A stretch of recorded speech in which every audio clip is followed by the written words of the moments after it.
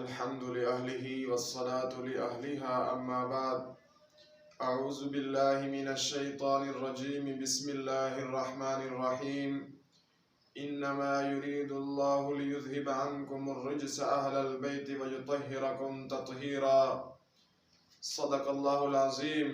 قال النبي صلى الله عليه وسلم فاطمة سيدة نساء أهل الجنة او کما قال علیہ الصلاۃ والسلام. معزز سامعین، آج 3 رمضان المبارک بروز منگل 1443 ہجری ہے. الحمدللہ تمام مسلمان رمضان کی رونقوں سے فائدہ حاصل کر رہے ہیں. رمضان کے اندر اپنی زندگی کے ایک ایک منٹ کو سونے کی طرح قیمتی بنا رہے ہیں. اللہ تبارک و تعالی ہمیں مزید رمضان کی نعمتیں لوٹنے کی توفیق عطا فرمائے. معزز سامعین، رمضان المبارک کے فضائل تو بہت ہیں، لیکن آج ہم ایک خاص عنوان پر بات کرنا چاہتے ہیں.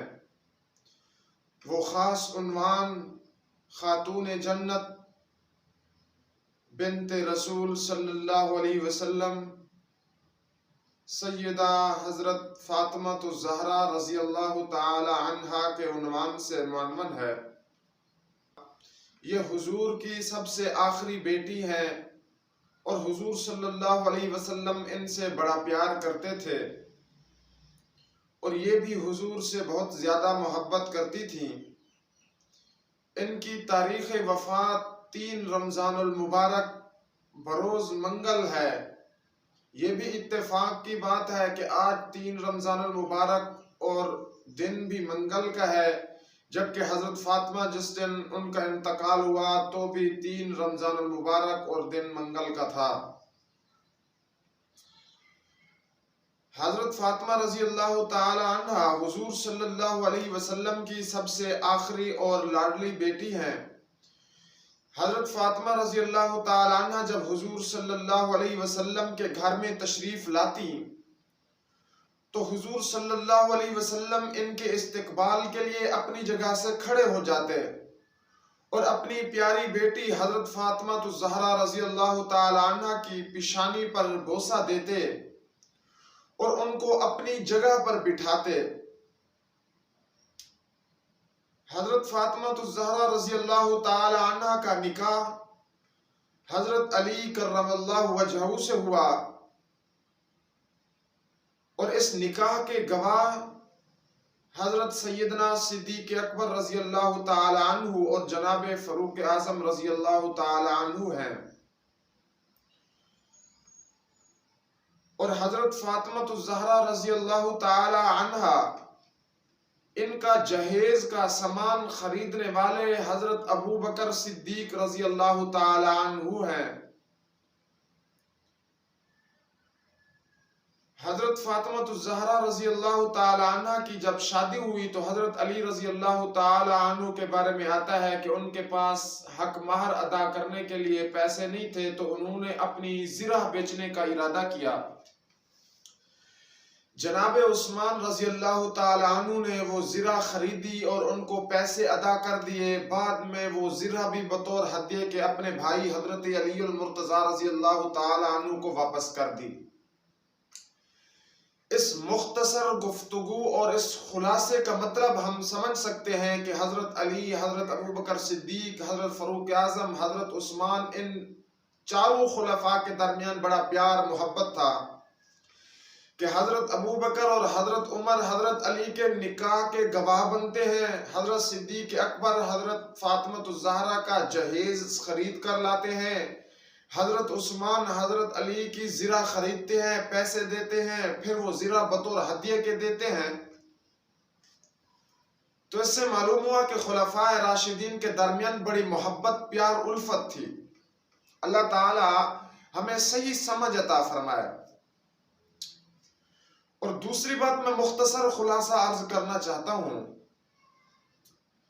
حضرت فاطمہ الزہرا رضی اللہ تعالی عنہا جب بیمار ہوئی، اصل میں حضور صلی اللہ علیہ وسلم کی جب وفات کا وقت آیا تو حضرت فاطمہ الزہرا رضی اللہ تعالی عنہ کو بلایا، کان میں بات کی، وہ ایک مرتبہ ہنسنے لگی، پھر رونے لگی، بعد میں پوچھا گیا تو بتایا۔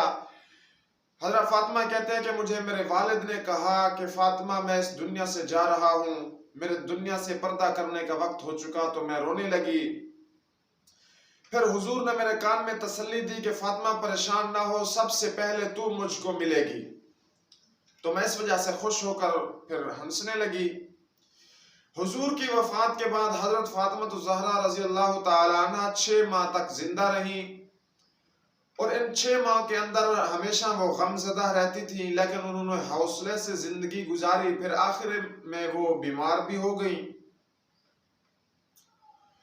حضرت علی رضی اللہ تعالی عنہ کو کچھ آخر میں وصیتیں بھی کی، فرمایا کہ میرے حسن و حسین، میری اولاد کا خیال رکھنا، ان کو پیار دینا، جتنا ماں اولاد کے بارے میں رحم دل ہوتی ہے اتنا والد نہیں ہوتا، تو آپ ان بچوں کا جو ہے خیال رکھنا۔